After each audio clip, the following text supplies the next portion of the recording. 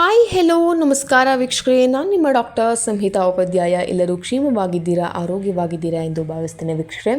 ಹಾಗಿದ್ರೆ ಸ್ನೇಹಿತರೆ, ಇವತ್ತಿನ ಒಂದು ವಿಡಿಯೋ ಅಂದರೆ ನನ್ನ ಒಂದು ಪರ್ಸ್ನಲ್ ಮನದಾಳದ ಮಾತು ಅಂತಲೇ ಹೇಳ್ತೇನೆ. ಹಾಗಾಗಿ ನೀವೆಲ್ಲರೂ ಕೂಡ ಈ ಒಂದು ವಿಷಯವನ್ನು ತಲೆಯಿಟ್ಕೊಳ್ಳಿ. ಈ ಒಂದು ವಿಷಯಗಳನ್ನ ನೀವು ಮಾಡಿ ನೋಡಿ ನಿಮ್ಮ ಒಂದು ಲೈಫ್ನಲ್ಲಿ. ಹಾಗಾಗಿ ನಿಮ್ಮ ಒಂದು ಲೈಫ್ನಲ್ಲಿ ನೀವು ಈ ಒಂದು ಡೈರೆಕ್ಷನ್ಸ್ ಏನಿದೆ, ಈ ಒಂದು ವಿಷಯಗಳೇನಿದೆ, ಇದನ್ನು ಅರ್ಥಕೊಂಡು ನೀವು ಮುನ್ನಡೆಯೋದಾದರೆ ನಿಮ್ಮ ಲೈಫ್ನಲ್ಲಿ ಆಗುವಂಥ ಬದಲಾವಣೆಗಳೇನು ಅದ್ರ ಬಗ್ಗೆ ಕೂಡ ನಿಮಗೆ ಈ ಒಂದು ವಿಷಯಗಳನ್ನ ಮಾಡಿ ಅದರಿಂದ ಬರುವಂಥ ಫಲದ ಬಗ್ಗೆ ನೀವು ಈ ಒಂದು ವಿಡಿಯೋದ ಕೆಳಗೆ ಕಮೆಂಟ್ ಮಾಡಿ ತಿಳಿಸಿ ಅಂತ ಖಂಡಿತವಾಗ್ಲೂ ಹೇಳ್ತೇನೆ. ಸೊ ಇವತ್ತಿನೊಂದು ಮನದಾಳದ ಮಾತನ್ನು ಕೇಳೋಣ. ಅದಕ್ಕಿಂತ ಮುಂಚೆ ನೀವಿನ್ನೂ ಕೂಡ ನನ್ನ ಚಾನಲ್ಗೆ ಸಬ್ಸ್ಕ್ರೈಬ್ ಆಗದೆ ನೋಡ್ತಾ ಇದ್ದೀರಾ, ಹಾಗಿದ್ರೆ ಪ್ಲೀಸ್ ಸಬ್ಸ್ಕ್ರೈಬ್ ಆಗಿ, ಲೈಕ್ ಮಾಡಿ, ಸಪೋರ್ಟ್ ಮಾಡಿ, ಹಾಗೆ ಕಮೆಂಟ್ ಮಾಡಿ ಅಂತ ಹೇಳ್ತೇನೆ. ಹಾಗೆ ಯಾರು ಲೈಕ್ ಮಾಡಿದ್ದೀರಾ, ಸಪೋರ್ಟ್ ಮಾಡಿದ್ದೀರಾ, ಕಮೆಂಟ್ ಮಾಡಿದ್ರೆ ಅವ್ರಿಗೆ ಥ್ಯಾಂಕ್ಸ್ ಲಾಟ್ ಅಂತ ಹೇಳ್ತಾ ಫಟ್ ಅಂತ ವಿಡಿಯೋಗೆ ಹೋಗೋಣ ವೀಕ್ಷಕರೇ. ಸೊ ಸ್ನೇಹಿತರೆ, ನಿಮಗೆಲ್ಲರೂ ಕೂಡ ಮೊದಲನೇದಾಗಿ ಒಂದು ವಿಷಯವನ್ನು ಹೇಳ್ತಾ ಇದ್ದೇನೆ. ಸೊ ನೀವೆಲ್ಲರೂ ಕೂಡ ನಯವಾಗಿ ಮಾತಾಡ್ತೀರಾ, ಎಲ್ಲರೂ ಕೂಡ ಸಮಾಧಾನದಿಂದ ಮಾತನಾಡುವವರಾಗಿದ್ದರೆ ಖಂಡಿತವಾಗ್ಲೂ ಈ ಒಂದು ವಿಡಿಯೋನ ನೀವು ನೋಡಲೇಬೇಕು. ಸೊ ಎಲ್ಲರೂ ಕೂಡ ತಾಳ್ಮೆಯಿಂದ ಮಾತನಾಡೋರಾಗಿದ್ದರೆ ಖಂಡಿತವಾಗ್ಲೂ ನಾನು ಹೇಳ್ತೇನೆ, ನೀವು ಯಾವತ್ತೂ ಹತ್ತಿಯಂತೆ ಇರಬೇಡಿ. ನಿಮ್ಮನ್ನು ಏನು ಮಾಡ್ತಾರೆ ಅಂದರೆ ಜನ ಹೊಸದು ಬಿಡ್ತಾರೆ ಅಂತ ಹೇಳ್ತೇನೆ. ಸೊ ಹತ್ತಿಯಂತೆ ಇದ್ದರೆ ನಿಮ್ಮನ್ನ ಅವನೇನು ಅವಳೇನು ಅಷ್ಟೇ ಅಂತ ಹೇಳ್ತಾರೆ ಅಲ್ವಾ. ಸೊ ಹಾಗಾಗಿ ಹತ್ತಿಯಂತೆ ಯಾವತ್ತೂ ಇರಬೇಡಿ, ಜನ ನಿಮ್ಮನ್ನ ಹೊಸದು ಬಿಡ್ತಾರೆ. ಮುಳ್ಳಿನಂತೆ ಇರಿ, ಆಗ ಜನ ತುಳಿಯುವುದು ಇರಲಿ, ಮುಟ್ಟುವುದಕ್ಕೂ ಹಿಂಜರಿಯುತ್ತಾರೆ. ಸೊ ಹಾಗಾಗಿ ನಾನು ಏನು ಹೇಳ್ತಾ ಇದ್ದೀನಿ ಅಂತ ಹೇಳಿದ್ರೆ, ನೀವು ಯಾವತ್ತೂ ಕೂಡ ಒಂದು ತಾಳ್ಮೆಯಿಂದಾಗಿರಲಿ ಅಥವಾ ಪಾಪದವರಾಗಿರಬೇಡಿ ಅಂತ ನಾನು ಹೇಳ್ತೇನೆ. ಸೊ ಸ್ವಲ್ಪ ಆದರೂ ನೀವು ಹುಷಾರಿರಬೇಕು ನಿಮ್ಮ ಲೈಫಲ್ಲಿ. ಹಾಗಾಗಿ ಈ ಒಂದು ನೀವು ಯಾವುದೇ ವಿಷಯಗಳಿಗೆ ಪ್ರತಿಕ್ರಿಯಿಸೋದಿಲ್ಲ, ಅಥವಾ ನೀವು ಅವ್ರು ಏನೇ ಮಾಡಿದ್ರು ನೀವು ಅದಕ್ಕೆ ಪ್ರತಿಕ್ರಿಯಿಸೋದು ಹೋಗಲಿ, ನೀವು ಮಾತುಗಳನ್ನ ತಿರುಗಿ ಒಂದು ಮಾತನ್ನು ಕೂಡ ಆಡೋದಿಲ್ಲ ಅಂತ ಹೇಳಿದ್ರೆ ನಿಮ್ಮನ್ನು ಜನ ಖಂಡಿತವಾಗ್ಲೂ ಹೊಸ್ತು ಬಿಡ್ತಾರೆ. ಸೊ ನಿಮ್ಮನ್ನು ತುಂಬ ಕೆಳಮಟ್ಟದ ಇಟ್ಬಿಡ್ತಾರೆ. ನಿಜವಾಗ್ಲೂ ನೀವು ಸ್ವಲ್ಪ ಹುಷಾರಿದ್ದೀರಾ ಅಥವಾ ನೀವು ಸ್ವಲ್ಪ ತಿರುಗಿ ಮಾತಾಡ್ತೀರಾ ಅಂತ ಹೇಳಿದರೆ ಮಾತ್ರ ನಿಮ್ಮನ್ನು ಜನ ಭಯಪಡ್ತಾರೆ ಅಂತ ನಾನು ಹೇಳ್ತೇನೆ. ಸೊ ಹಾಗಾಗಿ ಎಲ್ಲರೂ ಕೂಡ ಇನ್ನು ತುಂಬ ಜನರಿದ್ದಾರೆ. ಈ ಒಂದು ಒಳ್ಳೆಯ ಮಾತೇನಪ್ಪ ಅಂತ ಹೇಳಿದ್ರೆ, ನಿಮ್ಮನ್ನು ಹೆತ್ತವರು ಬಿಟ್ಟರೆ ಬೇರೆ ಯಾರ ಋಣದಲ್ಲಿಯೂ ನೀವು ಬದುಕಬೇಡಿ ಅಂತ ನಾನು ಹೇಳ್ತೇನೆ. ಅದು ಏಕಪ್ಪ ಅಂತ ಹೇಳಿದ್ರೆ, ಯಾರು ಕೂಡ ನಿಮ್ಮ ಅಪ್ಪ ಅಮ್ಮ ಬಿಟ್ಟು ಇನ್ಯಾರ ಋಣದಲ್ಲಿ ನೀವು ಬದುಕಿದ್ರೂ ಕೂಡ ಮುಂದೊಂದು ದಿನ ಅದ್ರ ಬಗ್ಗೆ ಒಂದು ಲೆಕ್ಕಾಚಾರ ಬಂದೇ ಬರುತ್ತೆ ಅಂತ ನಾನು ಹೇಳ್ತೇನೆ.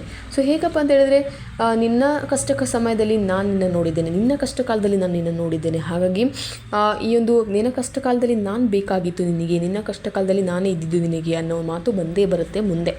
ಹಾಗಾಗಿ ಆದರೆ ತಂದೆ ತಾಯಿ ಈ ಒಂದು ವಿಷಯಗಳನ್ನ ಯಾವತ್ತೂ ನಿಮಗೆ ಹೇಳೋದಿಲ್ಲ. ನಿನ್ನ ಕಷ್ಟಕಾಲದಲ್ಲಿ, ನಿನ್ನ ಸಣ್ಣ ವಯಸ್ಸಿನಲ್ಲಿ ನಾನು ನಿನ್ನ ನೋಡಿದೆ ಅಥವಾ ನಿನ್ನ ಒಂದು ಅವಶ್ಯಕತೆಗಳಿಗೆ ನಾನಿದ್ದೆ ಅನ್ನೋದ್ರ ಬಗ್ಗೆ ತಂದೆ ತಾಯಿ ಯಾವತ್ತೂ ನಿನಗೆ ತಿರುಗಿಸಿ ಮಾತಾಡೋದಿಲ್ಲ. ಆದರೆ ಹೆತ್ತವರ ಬಿಟ್ಟರೆ ಬೇರೆ ಯಾರ ಋಣದಲ್ಲಿಯೂ ನೀನು ಬದುಕಬೇಡ.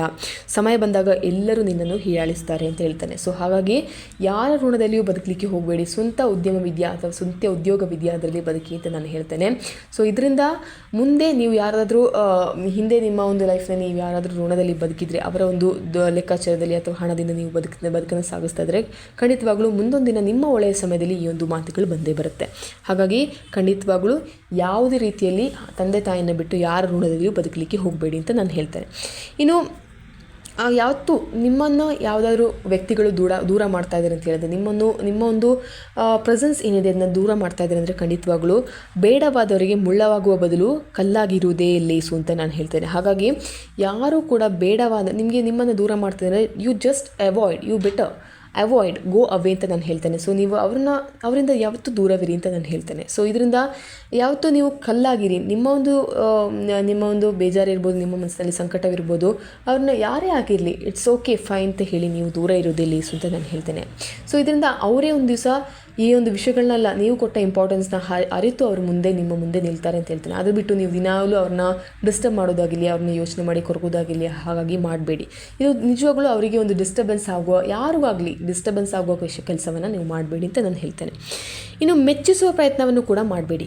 ಯಾರನ್ನಾದರೂ ಅವ್ರನ್ನ ಇನ್ಸ್ಪೈರ್ ಮಾಡಬೇಕು ಅಥವಾ ಅವರ ಮುಂದೆ ನಾವು ಸ್ವಲ್ಪ ಮೆಚ್ಚುವಂತೆ ಮಾಡಬೇಕು ಅಂತೇಳಿ ಯಾವುದೇ ಪ್ರಯತ್ನ ಮಾಡಬೇಡಿ. ಸೊ ಈ ಒಂದು ಮೆಚ್ಚುವ ವ್ಯಕ್ತಿತ್ವ ನಿಮ್ಮಲ್ಲಿ ಇರಲಿ ಅಂತ ನಾನು ಹೇಳ್ತೇನೆ. ಸೊ ಮೆಚ್ಚಿಸುವ ಬದಲು ಮೆಚ್ಚುವ ವ್ಯಕ್ತಿತ್ವ ನಿಮ್ಮಲ್ಲಿ ಇರಲಿ, ತಾನಾಗಿ ಜನರು ನಿಮ್ಮನ್ನು ಮೆಚ್ತಾ ಇರ್ತಾರೆ.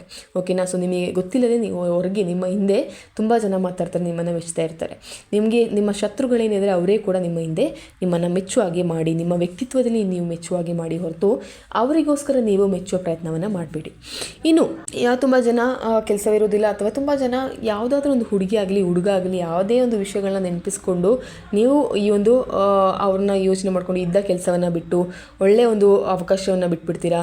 ತುಂಬ ಜನ ನಾನು ನೋಡಿದ್ದೇನೆ, ಈ ಒಂದು ಫೇಲಿಯರ್ಸ್ ಏನಾದರೂ ಇದ್ದರೂ ಕೂಡ ನೀವೆಲ್ಲವೂ ವಿಷಯಗಳನ್ನ ಬಿಟ್ಟು ನೀವೇನು ಮಾಡ್ತೀರಾ ಅಂತ ಹೇಳಿದ್ರೆ, ನಿಮ್ಮ ಯಾವೊಂದು ಲೈಫ್ನಲ್ಲೇ ನಿಮ್ಮ ಒಂದು ಕುಡಿದು ಡ್ರಿಂಕ್ ಮಾಡಿ ಹಾಗೆ ಈ ಒಂದು ಸ್ಮೋಕ್ ಮಾಡಿ ನಿಮ್ಮ ಲೈಫನ್ನು ಹಾಳು ಮಾಡ್ಕೊತೀರಾ. ಇದರಿಂದ ಯಾರಿಗೆ ನಷ್ಟ ಅಂತ ಹೇಳಿ? ನಿಮಗೆ, ನಿಮ್ಮ ಪ್ಯಾರೆಂಟ್ಸಿಗೆ ಹೊರತು ಯಾರಿಗೂ ಕೂಡ ಅಲ್ಲ ಅಲ್ವಾ. ಸೊ ಯಾರಾದರೂ ನೀವು ಮೆಚ್ಚಿಸ್ಲಿಕ್ಕೆ ಹೋದವರಾಗಿರಲಿ ಅಥವಾ ಯಾರಾದರೂ ನಿಮ್ಮನ್ನು ನೀವು ಇಷ್ಟಪಟ್ಟವರಾಗಲಿ ನಿಮಗೆ ಬಂದು ಸಹಾಯ ಮಾಡ್ತಾರಾ? ಖಂಡಿತವಾಗ್ಲೂ ಇಲ್ಲ. ನಿಮ್ಮ ಅಪ್ಪ ಅಮ್ಮ ಹೊರತು ಯಾರೂ ಕೂಡ ನಿಮ್ಮ ಸಹಾಯಕ್ಕೆ ಬರೋದಿಲ್ಲ. ಹಾಗಾಗಿ ಬವಣೆಯನ್ನು ನಿಮಗೆ ಈ ಒಂದು ಬವಣೆ ಕಳೆಯಲು ಬದಲಾವಣೆ ಪರ್ವವನ್ನು ಆರಂಭಿಸಿ ಅಂತ ಹೇಳ್ತಾನೆ. ಸೊ ಈ ಒಂದು ತುಂಬ ಬೇಸರದಿಂದ ಇದ್ದೀರಾ, ಹಾಗೆ ಎಲ್ಲ ಕೆಲಸಗಳನ್ನ ಕಡ್ಕೊಂಡು ಮನೇಲಿದ್ದೀರಾ ಅಂದರು. ಸೊ ನಿಮ್ಮ ಒಂದು ಕೆಲಸವನ್ನಾಗಲಿ ಒಬ್ಬರಿಗೋಸ್ಕರ ನೀವು ನಿಮ್ಮ ಕೆಲಸವನ್ನು, ವ್ಯಕ್ತಿತ್ವವನ್ನು ಎಲ್ಲವನ್ನು ಕೂಡ ಕಳ್ಕೊಂಡಿರ್ತೀರ. ಹಾಗಾಗಿ ಅವ್ರನ್ನೇ ಯೋಚನೆ ಮಾಡಿ ಮನೇಲಿ ಕೂತ್ಕೊಳ್ಳೋದಾಗಿರಲಿ, ಇದನ್ನು ಬಿಟ್ಟು ಏನು ಮಾಡಿ ಅಂತ ಹೇಳಿದರೆ ಹೊಸ ಒಂದು ಪರ್ವವನ್ನು ಆರಂಭಿಸಿ. ನಿಮ್ಮ ಹೊಸ ಜೀವನವನ್ನು ಹೊಸದರಲ್ಲಿ ಎಲ್ಲಾದರೂ ಕಂಡುಹಿಡೀರಿ ಅಂತ ಹೇಳ್ತೇನೆ. ಸೊ ನಿಮ್ಮ ವಿಷಯಗಳನ್ನ, ಆ ಹಳೆ ಕೆಲಸಗಳನ್ನೆಲ್ಲ ಬಿಟ್ಟು, ಹಳೆ ವಿಷಯಗಳನ್ನ ಎಲ್ಲವನ್ನು ಮರೆತು ನೀವು ಹೊಸ ಒಂದು ವಿಷಯಗಳಲ್ಲಿ ಅಥವಾ ಹೊಸ ಒಂದು ಕೆಲಸದಲ್ಲಿ ಬ್ಯುಸಿಯಾಗಿ, ಸೊ ನೀವು ಒಂದನೇದಾಗಿ ಮಾಡಬೇಕಾಗಿದೆ ಅಂತ ಹೇಳಿದ್ರೆ ನೀವು ಬ್ಯುಸಿ ಆಗಬೇಕು. ಸೊ ನಿಮ್ಮ ಲೈಫ್ನಲ್ಲಿ ನೀವು ಬ್ಯುಸಿ ಆದರೆ ನಿಮಗೆ ಬೇರೆ ಯಾವ ಚಿಂತೆಯೂ ಕೂಡ ಬರೋದಿಲ್ಲ ಅಂತ ನಾನು ಹೇಳ್ತೇನೆ. ಸೊ ನಿಮ್ಮ ಲೈಫ್, ನಿಮ್ಮ ಪ್ರೊಫೆಷನಲ್ಲಿ ನೀವು ಬ್ಯುಸಿಯಾಗಿ, ಸೊ ಇದರಿಂದ ನಿಮ್ಮ ಕಳೆದು ಹೋದ ದಿನಗಳಾಗಲಿ, ಕಳೆದು ಹೋದ ಜನರುಗಳಾಗಲಿ, ನೀವು ನಿಮ್ಮ ಲೈಫ್ನಲ್ಲಿ ಲಾಸ್ ಮಾಡಿದಂಥ ಪೀಪಲ್ಸ್ ಆಗಲಿ, ಅವರ ಯೋಚನೆಯೇ ಬರೋದಿಲ್ಲ. ಓಕೆನಾ. ಸೊ ಹಾಗಾಗಿ ಈ ಒಂದು ವಿಷಯಗಳನ್ನ ಮಾಡಿ ನೋಡಿ ಅಂತ ಹೇಳ್ತೇನೆ. ಇನ್ನು ನಿಮ್ಮನ್ನು ಯಾರು ಕಳೆದುಕೊಳ್ತಾರೋ ಅವರಿಗೆ ನೀವು ಒಳ್ಳೆಯವರಾಗಿದ್ದರೆ, ನಿಮ್ಮ ಮನಸ್ಸು ಒಳ್ಳೆಯದಾಗಿದ್ದರೆ, ಅವ್ರು ಕಳ್ಕೊಂಡವರು ಬೇಜಾರು ಪಡ್ತಾರೆ ಹೊರತು ನಿಮ್ಮನ್ನು ಕಳೆದುಕೊಳ್ಳಲು ಯಾರು ಭಯ ಪಡ್ತಾರೆ, ನಿಮ್ಮ ಮಾತಿಗೆ ಯಾರು ಗೌರವ ಕೊಡ್ತಾರೆ ಅವರಿಗೆ ಮಾತ್ರ ನಿಮ್ಮ ಒಂದು ಪ್ರೀತಿಯನ್ನು ಕೊಡಿ. ಹಾಗೆ ಅಂಥವ್ರನ್ನ ಮಾತ್ರ ಪ್ರೀತಿಸಿ, ಆಗಲೇ ಪ್ರೀತಿಗೊಂದು ಮಾತಿಗೊಂದು ಅರ್ಥ ಬರೋದು ಅಂತ ನಾನು ಹೇಳ್ತೇನೆ ಅಲ್ವಾ. ಸೊ ಹಾಗಾಗಿ ನೀವು ನಿಮ್ಮನ್ನು ಯೋಚನೆ ಮಾಡಿದವ್ರನ್ನ ಬಿಟ್ಬಿಡಿ, ನಿಮ್ಮನ್ನು ಯಾರಿಗೆ ಬೇಕೋ ಅವರಿಗೆ ನಿಮ್ಮ ಪ್ರೀತಿಯನ್ನು ವಾಪಸ್ ಕೊಡಿ ಅಂತ ಹೇಳ್ತೇನೆ. ಅದೇ ನಾನು ಹೇಳ್ತೇನೆ, ಅಪ್ಪ ಅಮ್ಮ ನಿಮ್ಮನ್ನು ತುಂಬ ಪ್ರೀತಿಸಿ ಮಾಡ್ತಾರೆ, ಅಪ್ಪ ಅಮ್ಮ ನಿಮ್ಮನ್ನು ತುಂಬ ಚೆನ್ನಾಗಿ ನೋಡ್ಕೊಂಡಿರ್ತಾರೆ. ಅವ್ರನ್ನ ಬಿಟ್ಟು ಬೇರೆಯವ್ರ ಹಿಂದೆ ಹೋಗೋದಾಗಲಿ, ಅವ್ರನ್ನ ಬಿಟ್ಟು ಬೇರೆಯವ್ರನ್ನ ನೋಡೋದಾಗಲಿ ಇದನ್ನು ಮಾಡಬೇಡಿ ಅಂತ ಹೇಳ್ತೇನೆ. ಓಕೆನಾ. ಸೊ ಈ ಒಂದು ವಿಷಯಗಳನ್ನ ನೀವು ತಲೆಯಲ್ಲಿ ಇಟ್ಕೊಂಡ್ರೆ, ಈ ಒಂದು ವಿಷಯಗಳನ್ನ ನೀವು ಸ್ವಲ್ಪ ಮಾಡಿ ನೋಡಿ. ಈ ಒಂದು ಪ್ರಾಬ್ಲಮ್ಸಲ್ಲಿ ನೀವು ಜನರುಗಳು ಇದ್ದಿರೋ ಅವರನ್ನೆಲ್ಲರೂ ನಾನು ಹೇಳ್ತಾ ಇದ್ದೇನೆ. ಸೊ ಈ ಒಂದು ವಿಷಯಗಳನ್ನ ನಿಮ್ಮ ಲೈಫ್ನಲ್ಲಿ ಅಳವಡಿಸ್ಕೊಳ್ಳಿ. ಸೊ ನಿಮ್ಮ ಲೈಫ್ನಲ್ಲಿ ಆಗುವಂಥ ಬದಲಾವಣೆಗಳನ್ನ ನೀವೇ ನೋಡಿ ಅಂತ, ಕಣ್ಣಾರೆ ನಿಮಗೆ ನೋಡ್ಕೋಬೋದು ಅಂತ ನಾನು ಹೇಳ್ತೇನೆ. ಓಕೆನಾ.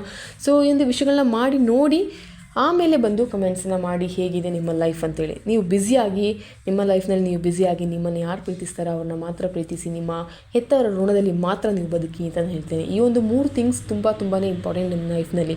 ಮುಂದೊಂದು ದಿನ ಈ ಒಂದು ವಿಷಯಗಳ ಬಗ್ಗೆ ನಿಮ್ಮ ಲೈಫ್ನಲ್ಲಿ ಮಾತು ಬಂದೇ ಬರುತ್ತೆ. ಹಾಗಾಗಿ ನೀವೇನು ಮಾಡಬೇಕು ಅಂತ ಹೇಳಿದ್ರೆ, ಈ ಒಂದು 3 ವಿಷಯಗಳನ್ನ ಫಸ್ಟ್ ಆಫ್ ಆಲ್ ಮಾಡಿ ನೋಡಿ ಅಂತ ನಾನು ಹೇಳ್ತೇನೆ. ಓಕೆನಾ. ಸೊ ಈ ಒಂದು ವಿಡಿಯೋದ ಬಗ್ಗೆ ನಿಮ್ಗೆ ಏನು ಅನಿಸ್ತದೆ ಅನ್ನೋದ್ರ ಬಗ್ಗೆ ಕೂಡ ನಿಮಗೆ ಕಮೆಂಟ್ ಮಾಡಿ ತಿಳಿಸ್ಬೋದು ಅಂತ ಹೇಳ್ತಾ, it's me doctor Samita Upadhyaya signing off. Thank you. ಧನ್ಯವಾದಗಳು.